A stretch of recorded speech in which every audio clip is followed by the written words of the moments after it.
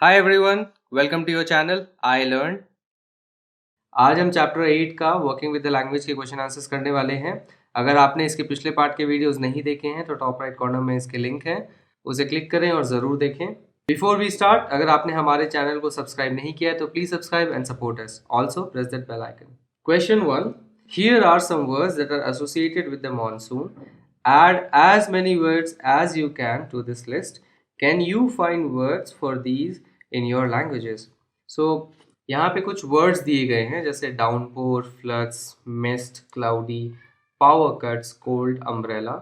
आपको कुछ और वर्ड्स ऐड करने हैं जो कि मॉनसून से रिलेशन रखते हैं। सो ऐसे वर्ड्स जो आप मॉनसून के समय ज़्यादा इस्तेमाल करेंगे।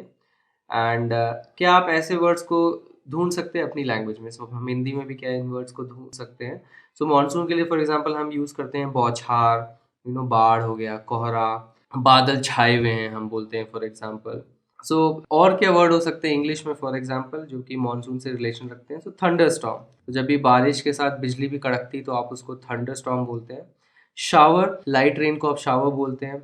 वाटर लॉगिंग, तो कहीं भी पानी भर जाए तो आप देखेंगे कि नाला जाम हो जाता है, हर जगह पानी सड़क पे जमा होने लगता है, तो इसको आप वाटर लॉगिंग कहते हैं। ड्रेंच्ड, जब आप पूरी तरह भीग जाते हैं बारिश में तो आप उसको ड्रेंच्ड बोलते हैं। ड्रिजलिंग, तो हल्की हल्की जो बाहर बारिश होती है उसको आप ड्रिजलिंग कहते हैं। एग्रीकल्चर, तो डेफिनेटली मानसून पे पूरा एग्रीकल्चर डिपेंड करता है, तो आप बहुत ज़्यादा सुनने लगते हैं कि एग्रीकल्चर के बारे में, फार्मर्स के बारे में। Raincoat, definitely. सो एक इंटरेस्टिंग वर्ड है जो मैं आपको इस एक्सरसाइज के ज़रिए बताना चाहता था, दैट इज़ पेट्रिकॉर। सो पेट्रिकॉर वर्ड जो है इसका मतलब क्या होता है? कभी ना कभी तो आप में से किसी ने सोचा होगा कि जब भी बारिश होती है तो एक अच्छी मिट्टी की खुशबू आती है, जिनको हम मिट्टी की खुशबू बोलते हैं, एक अच्छी सी स्मेल आती है जब भी फ्रेश रेन पड़ती है ना एक ग्राउंड पे। सो उस मिट्टी की खुशबू को जो बारिश की वजह से आती है उसको आप पेट्रिकॉर बोलते हैं। सो ये एक अच्छा वर्ड है एंड डेफिनेटली आप अपने फ्रेंड्स और अपने टीचर्स को इम्प्रेस कर सकते हो बता के कि देखिए मुझे उस जो मिट्टी की खुशबू आती है जब भी बारिश पड़ती है ज़मीन पे, तो उसके लिए मुझे एक वर्ड पता है। So that's petrichor. ओवरफ्लोइंग, जब फॉर एग्जांपल डैम्स ओवरफ्लो होने लगते हैं तो पानी जो है इतना ज़्यादा लबालब भर जाता है कि चीज़ें ओवरफ्लो होने लगती हैं। पोर, सिंपल बरसने को पोरिंग कहते हैं। हेल, स्प्रिंकल, स्प्रिंकल यानी छींटे। इनंडेट, सो इनंडेट एक वर्ड है जिसका मतलब सिंपली होता है फ्लडिंग। सो फ्लड होना, इनंडेट होना होता है। स्वॉम्पी, सो जो कीचड़ और दलदल जैसा जो एरिया हो जाता है उसको आप स्वॉम्पी कहते हैं। सॉगी, डेल्यूज, डेल्यूज यानी जब हैवी फ्लो ऑफ वाटर होता है, बहुत ज़्यादा पानी जब बहता है तो आप उसको डेल्यूज कहते हैं। तो ऐसे बहुत सारे वर्ड्स हैं जो मॉनसून से रिलेशन रख सकते हैं, आप उनको एक्सप्लोर कर सकते हैं। Look at these sentences below. Biju wandered into the garden in the evening. The trees were ringing with birdsong. Notice the highlighted verbs. The verb wandered tells us what Biju did that evening, but the verb was ringing tells us what was happening continually at the same time in the past. The birds were chirping in the trees. Now look at the sentences below. They tell us about something that happened in the past. They also tell us about other things that happened continually at the same time in the past. So basically यहाँ पे आपको past tense का concept दिया जा रहा है and इसमें भी the first one is simple past.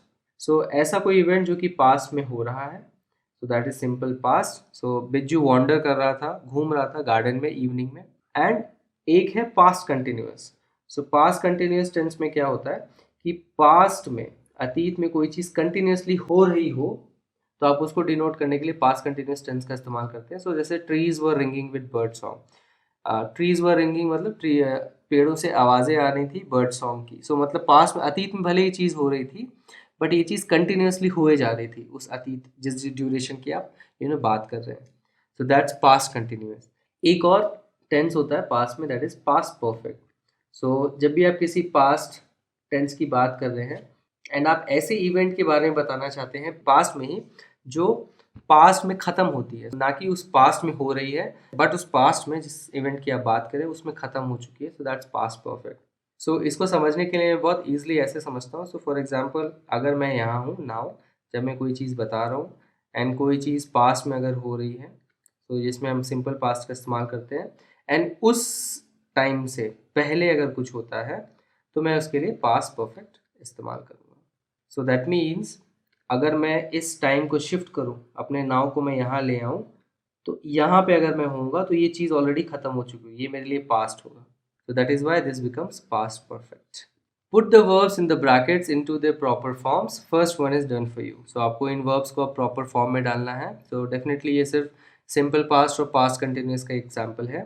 So we get out of the school bus, the bell ring and everyone rushed to class. So we got out of the school bus, हम बस से बाहर निकले. The bell was ringing, घंटी बज रही थी, and everyone was rushing to class, और सब लोग भाग रहे थे क्लास की ओर. सो ये हो गया पास्ट कंटिन्यूस, ये हो गया simple past. So the traffic, so यहाँ पे आ जाएगा द ट्रैफिक स्टॉप्ड, ट्रैफिक रुक गई थी.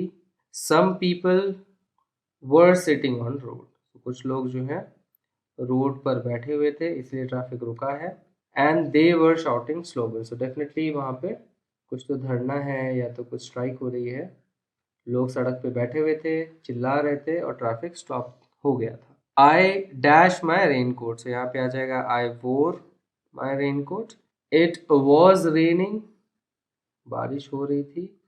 And people were getting wet, लोग भीग रहे थे. She saw a film, she was narrating, narrate कर रही थी. To narrating it to her friends who were listening, जो कि ध्यान से सुन रहे थे, who were listening. We go to the exhibition, so we went हो जाएगा, we went to the exhibition. Some people were buying clothes, while others were playing games. तो यहाँ आ जाएगा were playing. The class was quiet. Some children were reading. So यहाँ पे was या were depending upon आप subject आपका plural है या सिंगुलर है. तो यहाँ पे प्लूरल है तो वर आएगा. अगर एक चाइल्ड की बात होती तो यहाँ पे was आ जाता. And the rest were drawing. Here are some words from the lesson which describe different kinds of sounds. So drum, swish, tinkle, caw, drip. Match these words with the correct meaning. So ये हमने discuss किया था reading करते समय. So वापस देखते हैं इनको. To fall in small drops. So छोटी छोटी बूंदों में गिरना, तो उसको आप टपकना बोलते हैं, that is drip. To make a sound by hitting a surface repeatedly. So एक ऐसा साउंड जिसे आप सरफेस को बार बार हिट करते हैं तो वो निकलता है. So that's nothing but drumming. So drum हो गया. To move quickly through air making a soft sound. So हवा में तेजी से गुजरना और एक सॉफ्ट साउंड जब आती है तो उसको स्विश बोलते हैं. तो जो एक रसलिंग साउंड होती है. Harsh sound made by birds. So cawing. So not just any words, special words हैं, जैसे आपका कौवा हो गया फॉर एग्जाम्पल, या रेवन हो गया. So वो जब इस एक साउंड निकालते हैं इसको आप कॉइंग कहते हैं. Ringing sound of a bell or breaking glass. So ringing sound is nothing but tinkle. Now fill in the blanks using the correct form of the words given above. So अब आपको इन words का correct form use करना है. So form का मतलब है या तो verb का correct form, tenses, या you can even use उनका noun form, adjective form. So हम देखते हैं इसमें क्या use करना है. So first one is Ramesh dash on his desk in impatience. So Ramesh ने क्या किया? So obviously desk में वो कुछ drumming करेगा, for example. So drummed. So he was drumming on his desk in impatience. Rainwater dashed from the umbrella all over the carpet. So rainwater was dripping. टपक रहा था. So again past continuous. The pony dashed its tail. So the pony ने क्या किया? Swished किया. Swished its tail. The dash of breaking glass woke me up. So breaking glass का tinkle. So the tinkle of breaking glass. तो यहाँ पे tinkle is nothing but एक noun की तरह आप यूज कर रहे हैं इसको, not as a verb. The dash of the raven. So the caw of the raven. So again यहाँ पे भी आप एज अ नाउन यूज कर रहे हैं. The caw of the raven disturb the child's sleep. And sure enough I received a cheque in the mail. Complete each sentence below by using appropriate phrase from the ones given below. So काफ़ी simple exercise है. So I saw thick black clouds in the sky and dash it soon started raining heavily. So मैंने black clouds देखे और rain होने लग गया. So you will simply say and sure enough, क्योंकि मैं श्योर था कि ये जो है बारिश होने वाली है. So that's sure enough. The blue umbrella was dash for her for the brother and sister. So blue umbrella कैसा था? बिग इनफ था, बड़ा था, काफ़ी बड़ा था दोनों भाई बहन के लिए। The butterflies are dash to get notice, तो बटरफ्लाइज कैसी हैं? Colourful enough. The lady was dash to chase the leopard, so lady कैसी थी? ऑब्वियसली बहादुर थी काफी, so she was brave enough to chase the leopard. The boy was dash to call out his sister, so boy क्या था? Anxious था, थोड़ा चिंता में था, anxious enough. The man was dash to offer help, so the man was kind enough, so इतना दयालु था कि उसने हेल्प ऑफर किया। The victim's injury was serious enough, so victim की जो इंजरी थी वो इतनी सीरियस थी कि उसे एडमिट किया गया हॉस्पिटल में। सो सीरियस इनफ, इनफ यानी राइट अमाउंट में होना। सो हम हर जगह यही देख रहे हैं कि इनफ का इस्तेमाल इसलिए किया जा रहा है टू एम्फेसाइज कि वो करेक्ट अमाउंट में है, जिसकी वजह से कुछ चीज़ें हो रही हैं। That person was dash to repeat the same mistake, so वो पर्सन कैसा था? फूलिश था, कि वो बार बार सेम मिस्टेक कर रहा था। He told me he was sorry and he would compensate for the loss. I said fair enough.